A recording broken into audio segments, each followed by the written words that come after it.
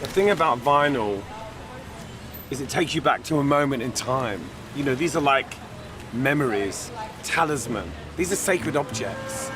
For people of my generation, these are sacred objects. Oh my God, the record of all records. He swallowed his pride and puckered his lips, showed me the leather belt round his hips. I fancied him a little bit, this period. It's quite cute. In the corner of the morning in the past. When my brother Richard gave me Bowie's album, The Man Who Sold the World, I literally wore it out.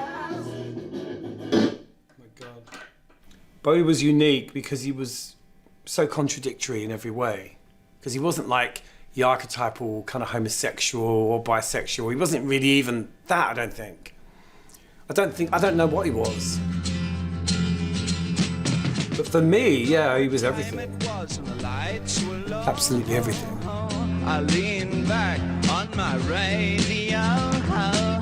The album came out in 1972, and that summer I first saw the alien land on Top of the Pops. It was a light bulb moment.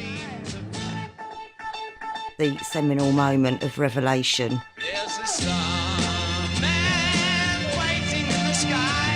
Seeing Bowie doing Starman was a major moment. It was aligned to landing on the moon, the space race, all this technology that was going on. I had to phone someone, so I picked on you.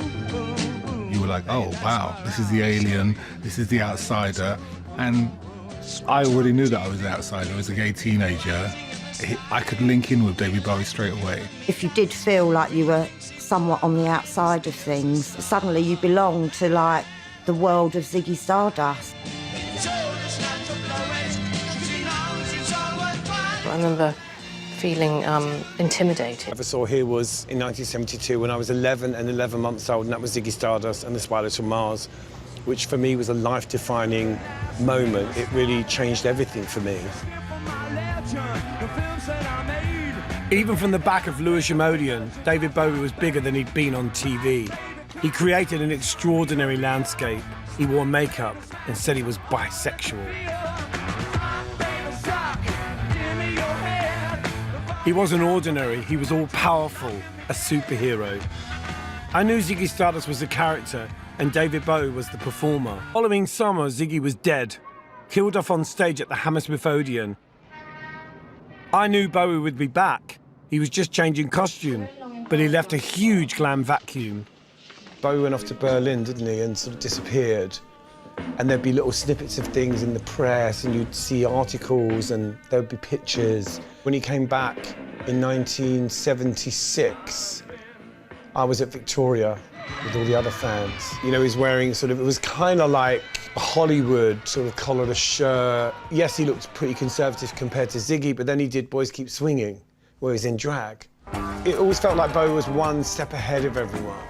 Even at the time, I knew he was at the cutting edge of the 70s gender debate. But it wasn't going on in our family. My uncles and aunts, the men, just did what they wanted. Here in New York, he still thought being gay was a curse. That's one reason I love David Bowie. He said it was okay to be gay. It had only been legal to be a gay man in England and Wales since 1967. And the age of consent was 21. I was only 15, but I was already experimenting. In these days of changing ways, so-called liberated days, a story comes to mind, a friend of mine.